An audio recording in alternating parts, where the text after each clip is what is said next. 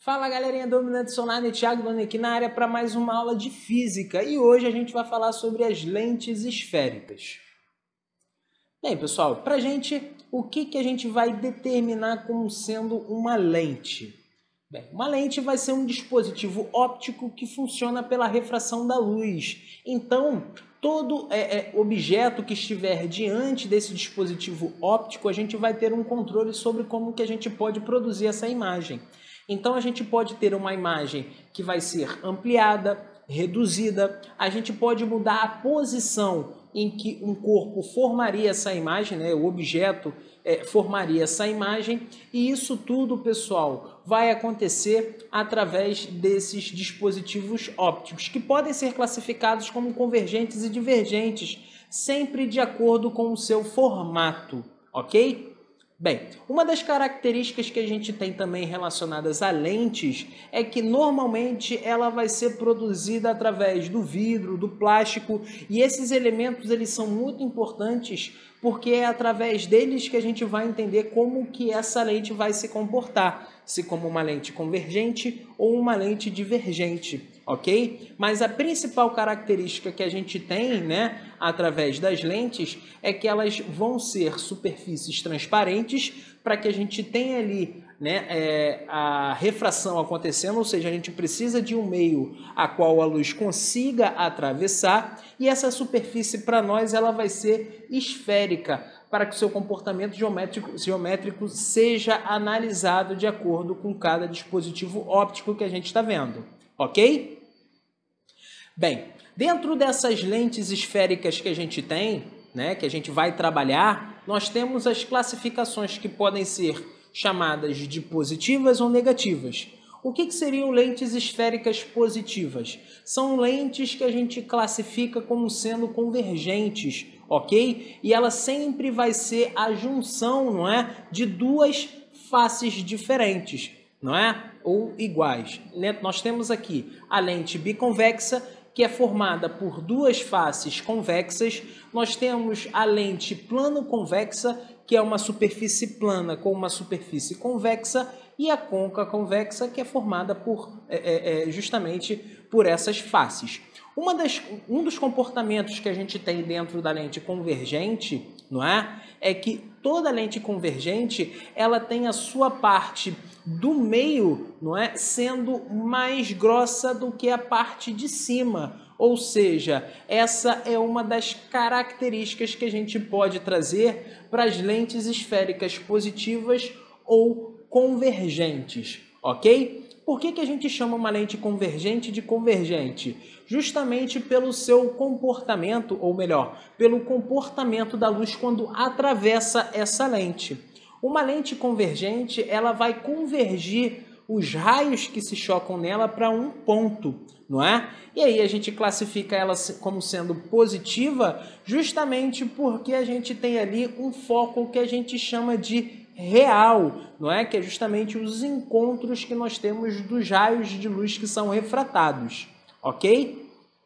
Bem, em oposição a elas, nós temos as lentes esféricas, que a gente vai também classificar como sendo lentes divergentes, ok? Continua sendo formada por duas faces, só que aqui a gente percebe que a parte do meio ela é mais fina do que as nossas bordas, ok, pessoal? Tomem cuidado para que a gente consiga fazer esse tipo de análise dentro do nosso problema. Bem, o que a gente percebe aqui? A gente tem essa classificação de divergente justamente por aquilo que acontece com os raios quando sofrem refração no interior dessa lente. Aqui, pessoal, a gente não tem esses raios sendo convergidos por um único ponto. Ou seja, aqui nós vamos ter um espalhamento. E aí a gente classifica, né, a gente caracteriza esse nosso foco como sendo um foco virtual, porque a gente vai ter ali, né, um encontro não dos raios, mas sim das projeções que nós tínhamos desses raios, ok? Ou seja, se a gente tem aqui um foco classificado como virtual, uma das coisas que a gente viu lá nos espelhos esféricos é que diante desse tipo de classificação, a gente tem o nosso valor como sendo negativo, ok, pessoal? Lentes esféricas convergentes têm foco positivo, lentes esféricas negativas têm foco negativo. Essa é a análise que nós temos diante do formato que as nossas lentes possuem, ok? Bem, como que a gente pode fazer uma análise geométrica de uma lente? Bem, uma das coisas que a gente precisa verificar é que agora nós temos duas faces, algo que não acontecia com os nossos espelhos esféricos. Então, para esse caso aqui, ó, nós vamos ter dois focos e dois pontos que a gente chama também de antiprincipais, mas que também podem ser vistos através do raio, ou seja, a gente pode classificar como sendo o centro da parte esférica que a gente tirou aquela nossa calota, ok? Bem, todo espelho, né, seja ele côncavo, convexo, não é? Ele vai ter esses pontos principais que a gente representou aqui.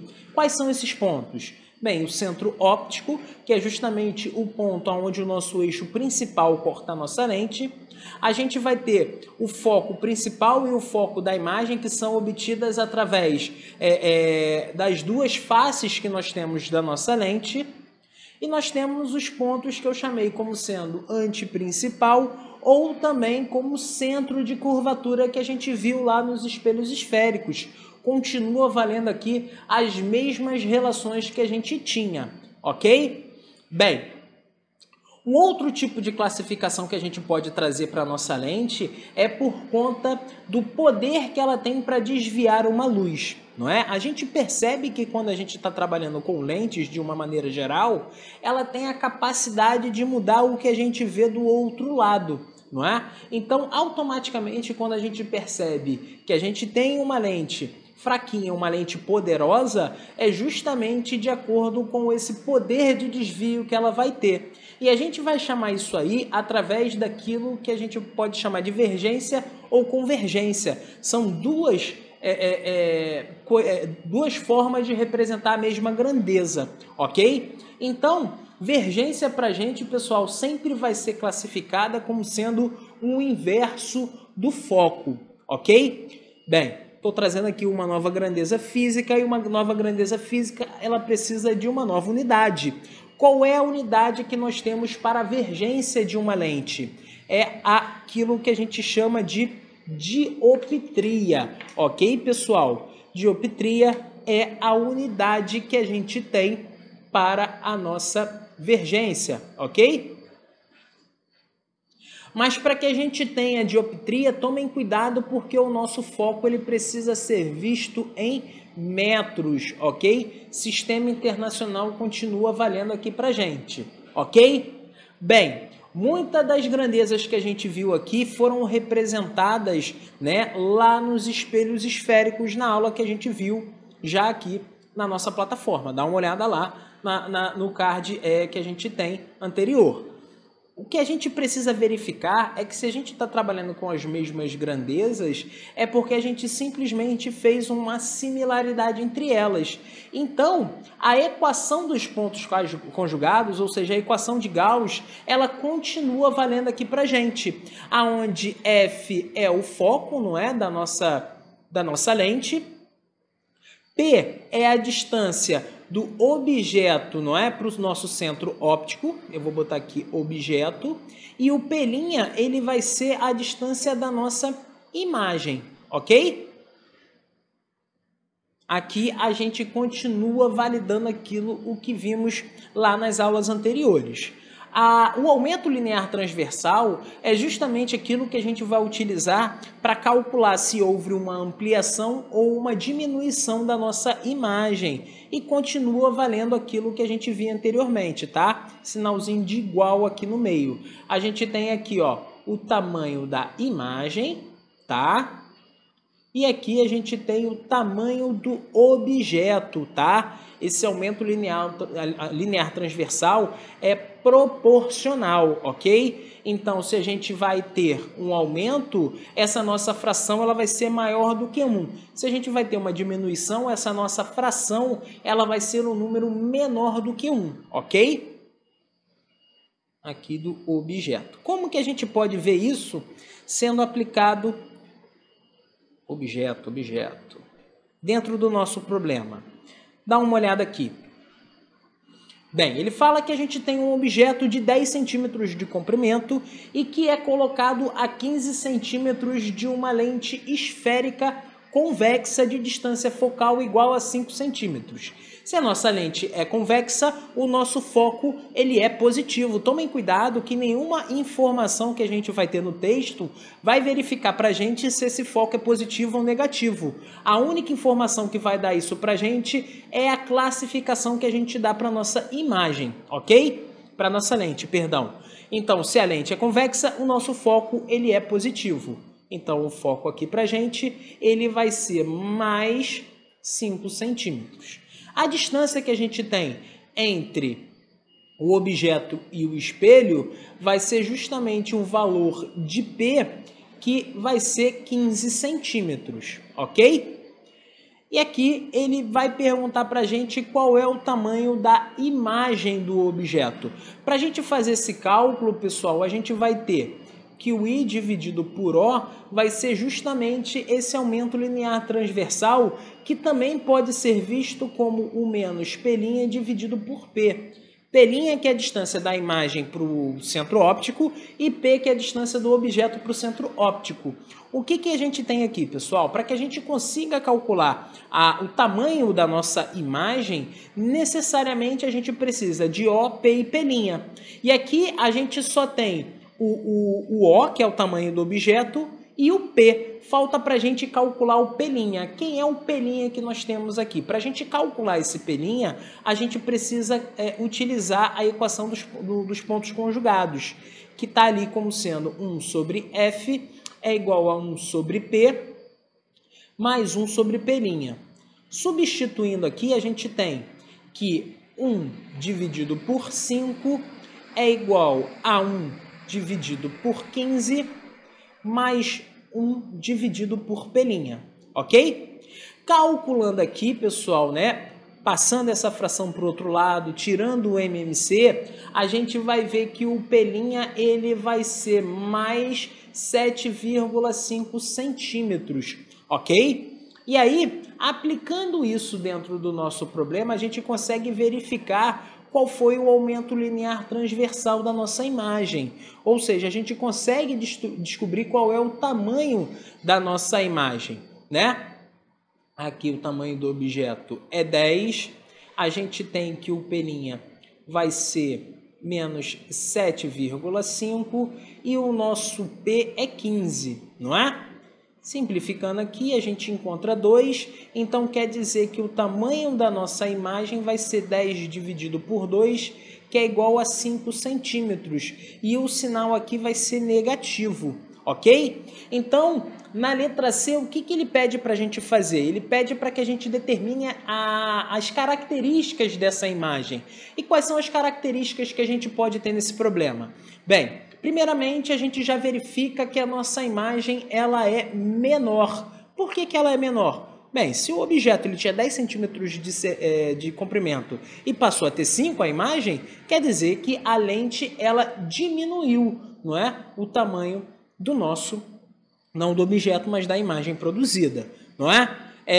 Outra classificação que a gente pode ter é que a nossa imagem ela é, real. Não é? Por que a nossa imagem ela é real? Porque o nosso P' ele é positivo, ok? Continua valendo as características que a gente viu lá nos espelhos esféricos, ok?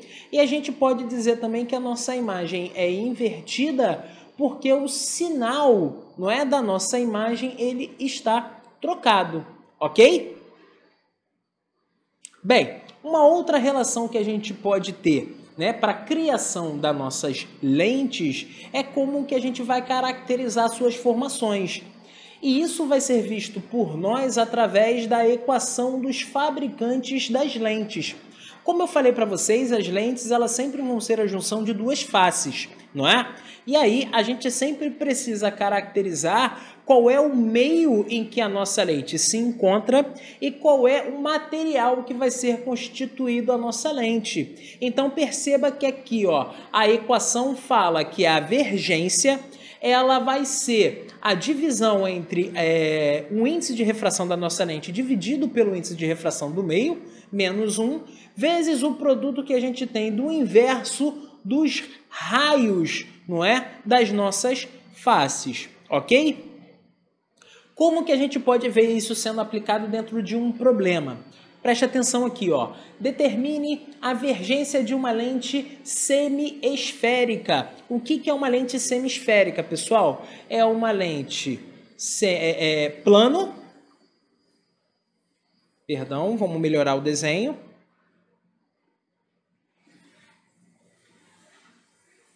Ou seja, um dos nossos lados é plano e o outro é convexo, não é? Percebam que é isso que a gente está vendo nesse tipo de situação, não é? Então ele falou que essa gotícula ela é de glicerina e ela fica depositada sobre um pequeno orifício de diâmetro igual a 5 milímetros. Logo, o raio dessa lente é de 2,5 milímetros. Ele já deu o valor dos dois raios, não é? Porque se ela é semisférica, um dos nossos planos é justamente o quê? Reto. Então quer dizer que para uma superfície reta, o raio, pessoal, ele vai ser considerado como sendo infinito, não é? Então, para esse tipo de situação, para superfícies planas, não é? A gente sempre vai classificar que o nosso raio, a gente sempre vai determinar que o nosso raio ele vai ser infinito, ok? E ele pede para que a gente considere o índice de refração da glicerina igual a 1,5. Então, como que a gente vai classificar, como é que a gente vai calcular essa vergência? A gente sabe através da equação, né, dos fabricantes de lentes que a vergência, ou seja, o inverso do foco, ele vai ser o N da lente dividido pelo N do meio menos 1 vezes a soma do inverso dos nossos raios. Substituindo aqui, a gente tem que a nossa vergência, ela vai ser 1,5 dividido por 1, que é o N do meio nesse caso, não é? A gente tem aqui, quando a gente não representa o meio qual a nossa lente foi aplicada, a gente vai dizer que esse meio é o ar, não é? E o índice de refração do ar, a gente sabe que é constante igual a 1, ok? Tomem cuidado com os parênteses, tá? Então aqui a gente vai ter 1 dividido. Pessoal, a gente tem a nossa vergência em dioptrias, não é? E o nosso raio está em milímetros, tá? O raio em milímetros, a gente precisa converter esse raio para metros. Então aqui a gente vai ter 2,5 vezes 10 a menos 3, não é? Sendo aplicada aqui, e a outra fração vai ser 1 dividido por infinito, e aí 1 dividido por infinito, se eu pego 1 e divido por um número muito grande, eu posso dizer que esse número aqui ele vai tender a zero, ok? 1,5 dividido por 1 dá 1,5, 1,5 menos 1, a gente vai dizer que essa parte aqui do nosso problema ficou sendo meio, ok? Bem, 1 dividido por 2,5 vezes 10 a menos 3, a gente pode passar o 10 a menos 3 para cima, positivo. E aí a gente vai ter 1.000 dividido por 2,5, que a gente vai calcular como sendo igual a 400, tá? Então a nossa vergência aqui, ó, ela vai ser meio vezes 400, que é igual a 200 dioptrias, tá, pessoal? Que é a unidade, não é, que a gente tem, e aí eu vou colocar representado aqui como ele colocou, sendo o di, não é? A gente marca a letra D como sendo a nossa alternativa correta. Bem, pessoal, e é isso aí, espero ter ajudado, bons estudos e até a próxima!